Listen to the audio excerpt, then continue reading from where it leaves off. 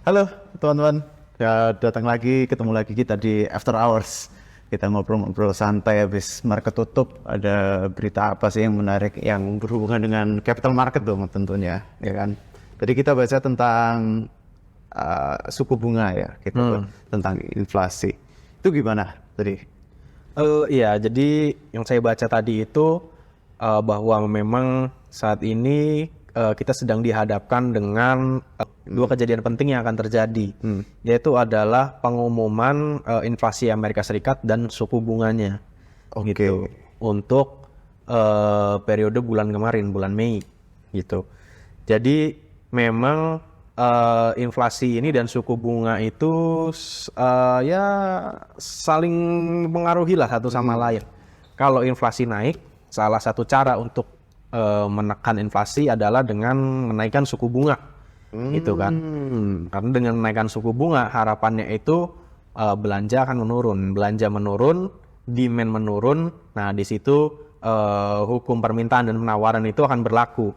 Gitu. Jadi harga juga akan mulai turun, sehingga inflasi juga akan terkendali, gitu. Nah, ini memang diprediksi untuk bulan Mei ini inflasi ini akan turun, gitu ya. Yang tadinya itu pada bulan April sekitar 4,9, ini diprediksi sekitar 4,0 atau 4,1%. Oke. Itu.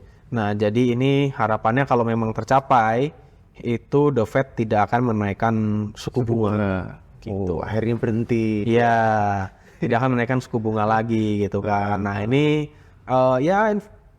berita yang cukup baik lah untuk kita pelaku di pasar modal, gitu. Dan ini juga ada dampaknya juga nih dengan ya Indonesia tentunya kan, rupiah, karena banyak juga investor-investor di Indonesia itu dari asing, gitu. Itu sih yang saya heran. Kenapa kok yang inflasi Amerika, yang suku bunganya naik Amerika, efeknya apa? Kok bisa ngefek ke Indonesia gitu loh? Jauh banget. Ya, jadi efeknya kan begini ya. Investor itu kan ya mendiversifikasikan portofolionya dengan berbagai cara gitu kan. Kalau kita investor-investor kecil gini ya paling beli saham A, B, C gitu kan. Udah cukup. Paling gampang gitu kan. Kalau yang influencer investasi gitu ya beli saham A, B, C gitu kan. Atau ntar saham A di industri A gitu kan. Saham B ya di sektor apa, beda-beda sektor gitu kan. Kalau udah duitnya udah gede gitu kan, ya mereka mainnya di negara-negara yang berbeda gitu kan. Diversifikasinya pakai negara ya, Pak? gitu. Oke, mantap juga. Oke. Terus apa efeknya dari US ini? Efek ke Indonesianya gimana? Nah, efeknya itu ya sama. Tiap negara itu punya risiko masing-masing, gitu kan. Sama kayak saham tadi. Nah, bedanya kalau risiko di negara itu ada organisasinya yang mengeluarkan rating untuk obligasi negara biasanya itu. Nah, itu ada Standard & Poor's, Fitch, ya. Dan Sama kayak obligasi Moody's. corporate juga ya. Nah, obligasi corporate juga gitu kan.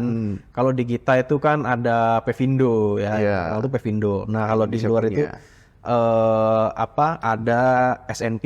Lalu ada juga Moody's dan Fitch. Nah, kalau Amerika Serikat itu cenderung lebih aman dibandingkan Indonesia. Karena ratingnya itu untuk di S&P mereka itu US itu AA+. Lalu untuk Moody's dan Fitch itu AAA. Mentok paling Ya, atas. paling atas, paling tinggi. Cuma untuk yang Fitch sendiri itu karena kisruh kemarin tuh katanya mau gagal bayar kan. US mau gagal bayar utangnya. Ya, pelafon utang itu. Ya, negative watch gitu kan, dalam negative watch, jadi bisa diturunkan gitu. Nah, sedangkan untuk posisi di Indonesia sendiri, untuk S&P, Moody's, dan Fitch itu sama-sama di triple B. Jadi ujungnya B gitu. Dikit lagi itu kita bisa jadi A. Dikit lagi itu jadi A. Iya. Gitu. Nah, ini pengaruhnya kan ya tadi resiko itu berbanding terbalik dengan pendapatan. Berbanding lurus dengan pendapatan. Semakin berisiko, semakin tinggi juga pendapatannya gitu kan, yang diharapkannya. Nah, kalau inflasi di Amerika itu tinggi, gitu kan, kan tadi salah satu untuk menekannya adalah dengan meningkatkan suku bunga. Betul. Nah, meningkatkan suku bunga ini kan juga untuk menjadi benchmark ke depannya untuk obligasi-obligasi ini supaya bunganya ini lebih tinggi. Jadi investasi di Amerika ini lebih menarik lah untuk di pasar uangnya mereka gitu kan. Kalau kita nyimpen duit di US dengan bunga yang lebih tinggi dan negara yang lebih aman kan lebih menarik dibandingkan Indonesia. Betul. Indonesia lebih berisiko gitu kan. Kalau kenapa-napa nanti kayak 98 lagi hilang. Iya, benar. Nah, itu. Jadi Di US ini kayak blue chipnya. ya blue chipnya untuk orang-orang super kaya. Iya. Gitu. Nah, makanya kenapa kan karena investor-investor asing ini yang kaya-kaya yang duitnya banyak ini terus akhirnya memilih untuk investasi di Amerika Serikat gitu kan, yang istilahnya ada capital outflow gitu. Kan mereka harus menukar rupiahnya mereka yang tadinya diinvestasi ke Indonesia dengan dolar. Oh iya, oke. Kan ditukar rupiahnya dengan dolar sehingga ya beli dolar ya tadi hukum permintaan supply and demand gitu kan, permintaan dolarnya naik supaya mereka bisa narik duitnya ke US. Oke. Gitu. Makanya harga dolar itu cenderung naik gitu dan rupiah melemah. Gitu. Sampai sempat ke 15.000. Tapi terakhir di sekitar 14.800 lah untuk hari ini. Membaik ya, Pak. Berarti efeknya itu panjang ya, dari kalau inflasi tinggi maka suku bunga bakal diekspektasikan bakal meningkat, karena diekspektasikan bakal meningkat otomatis buat Treasury bills juga yieldnya lebih tinggi, maka barang yang ada di Indonesia dia jual harganya turun, rupiahnya dibelikan dolar, dolarnya naik. Oke, saling terhubung ya. Iya, ini makanya kan agak pusing gitu. Urus negara tuh pusing sebenarnya ya. Nah, untung kita ini cuma ya karyawan biasa, tetap.